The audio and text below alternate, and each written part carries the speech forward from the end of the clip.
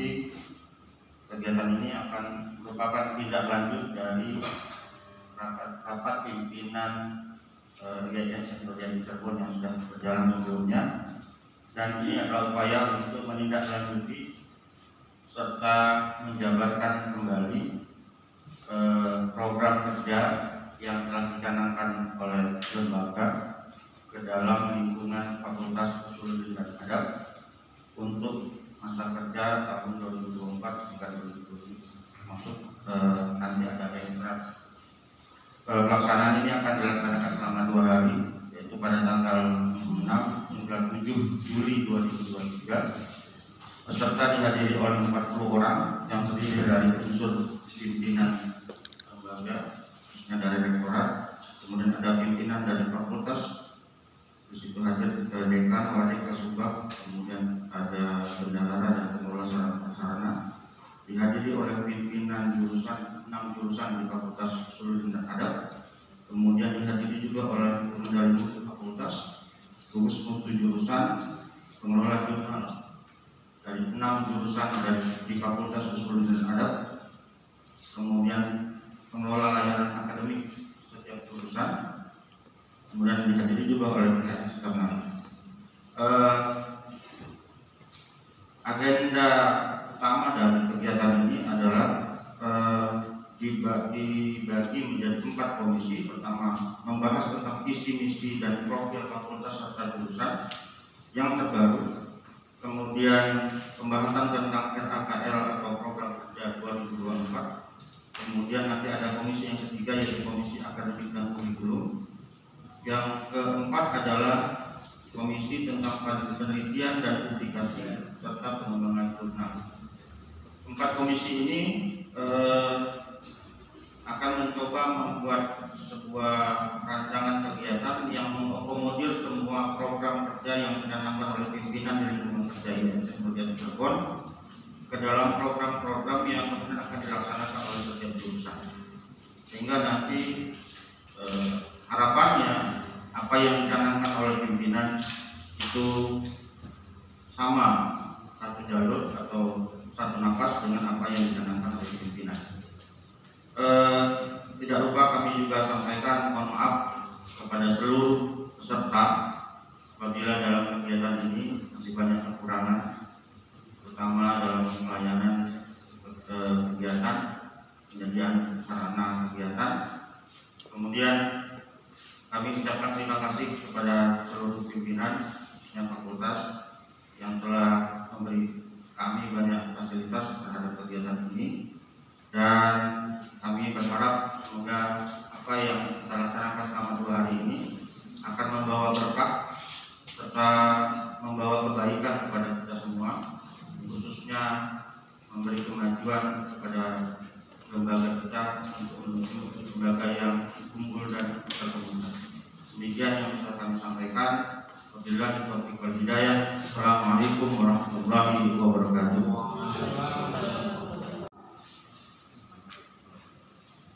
Assalamualaikum warahmatullahi wabarakatuh. Waalaikumsalam.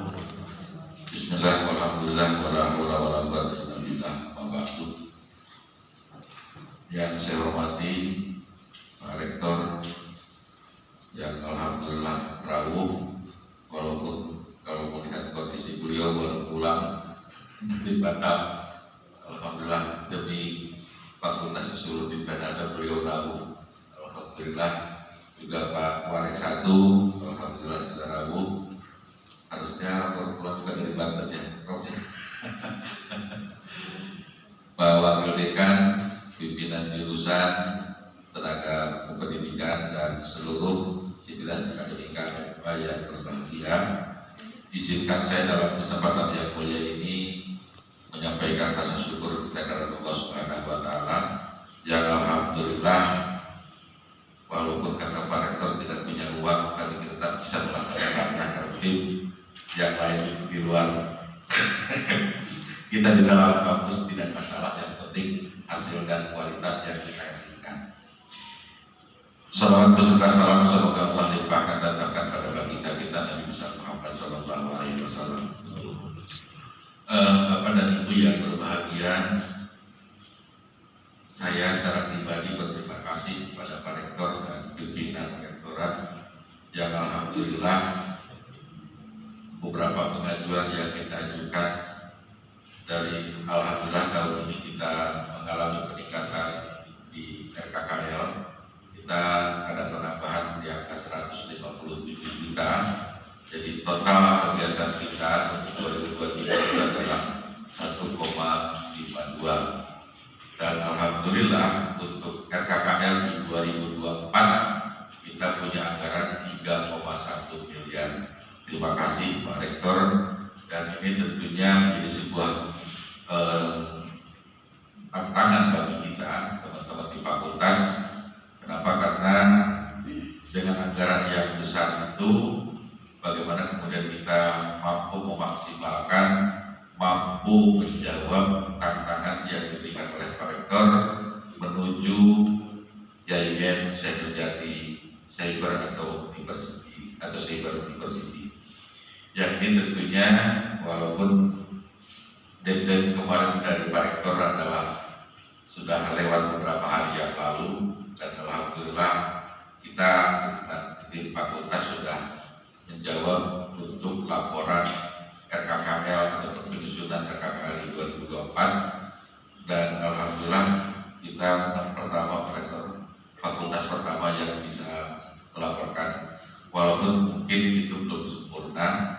Kenapa? Karena disusun bertiga tentunya akan berbeda dengan disusun berjamaah. Oleh karena itu mungkin dalam kesempatan ini saya meminta kepada teman-teman kita serius, kita fokus, kita coba bedah ulang, kita bandingkan RKKL 2023 dan kita coba kembangkan di RKKL 2024, di mana di anggaran 1,5 lompat menjadi anggaran 3,1, hampir 100% kita lompatnya.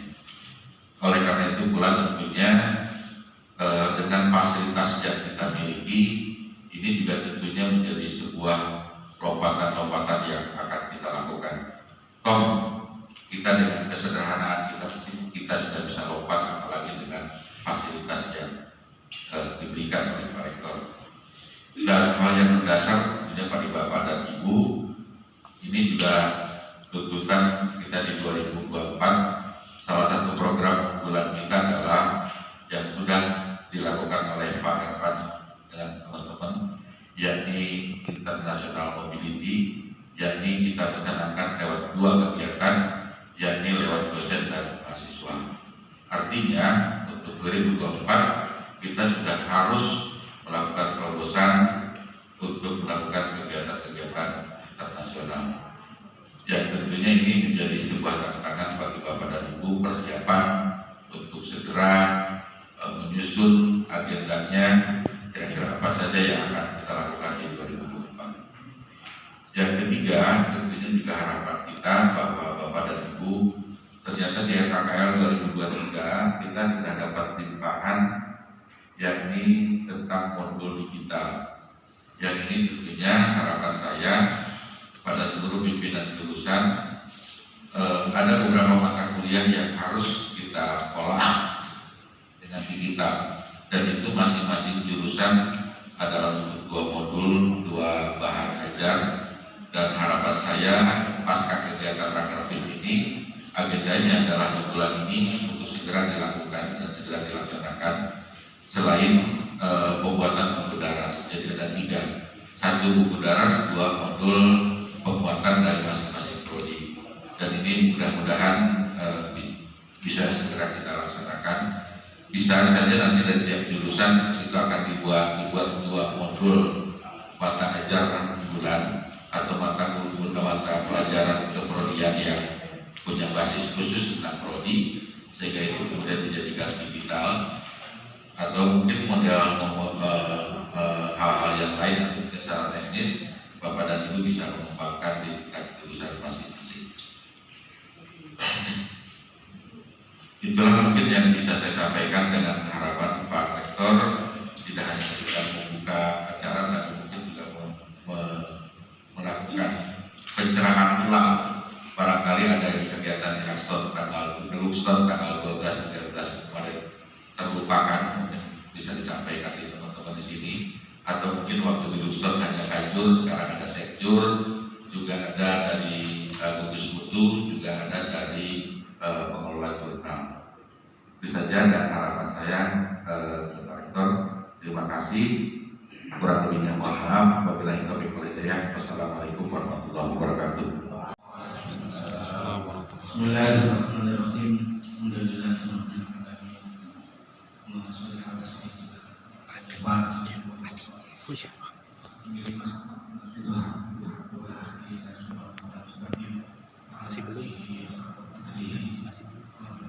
masih hilang.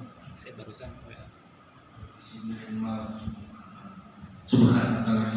ini Pak.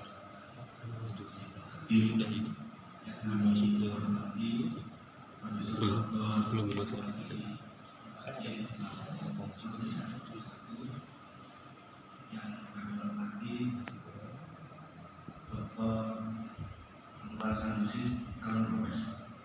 Amin. Biasanya makbul udah.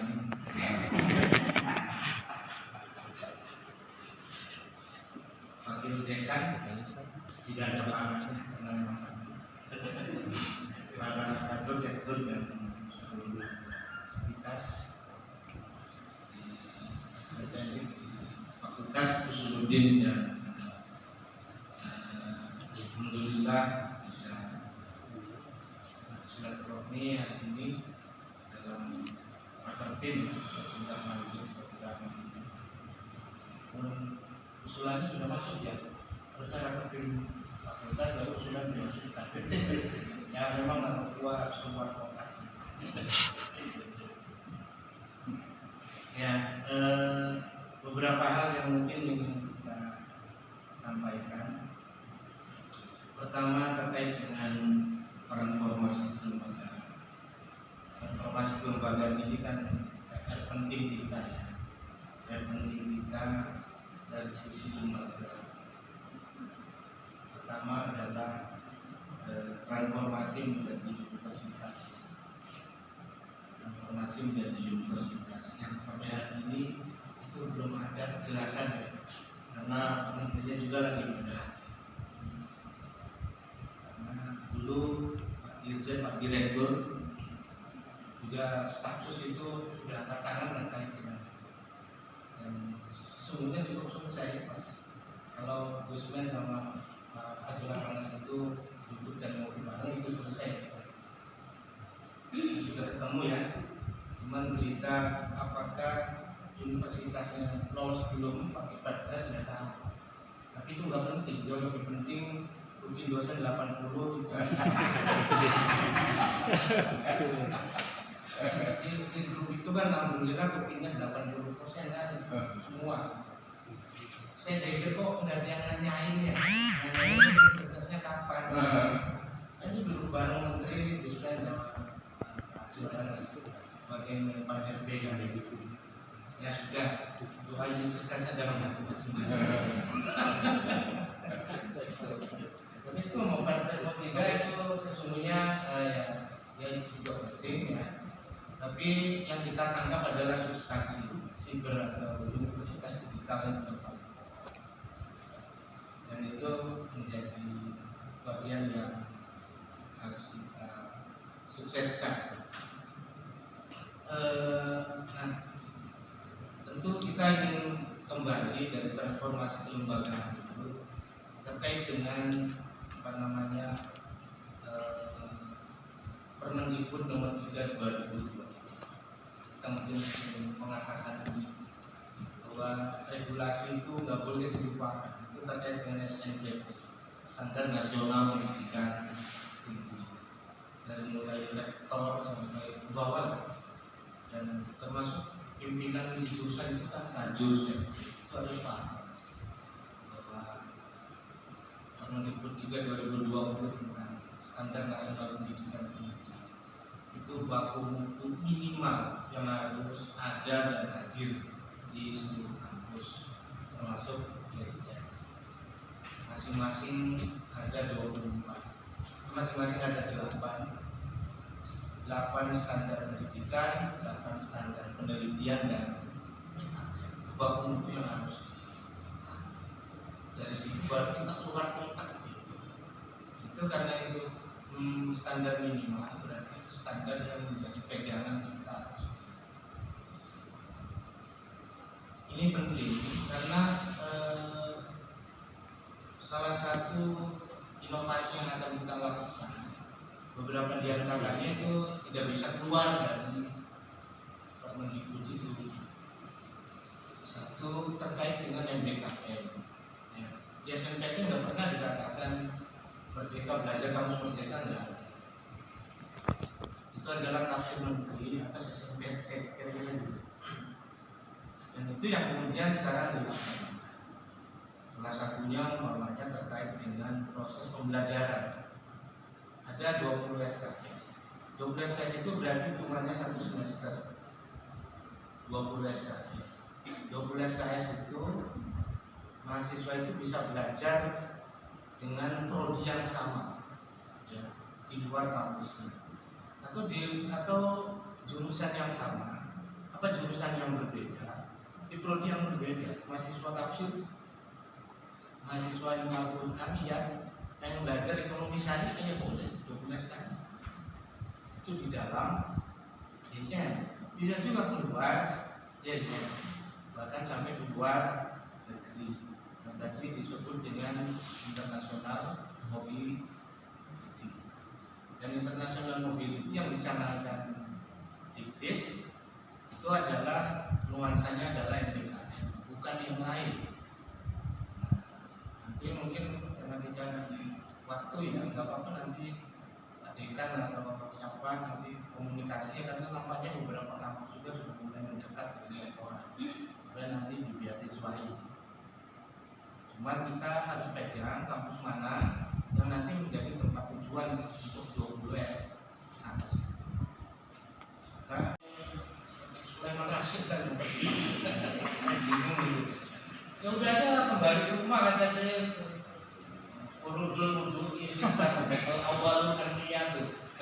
Rasani wasul wajib. Ini orang mau begitulah. Ada sedikit suruh meneliti di keraton. Ya di mana lah masing-masing yang ada unik. Yang akhirnya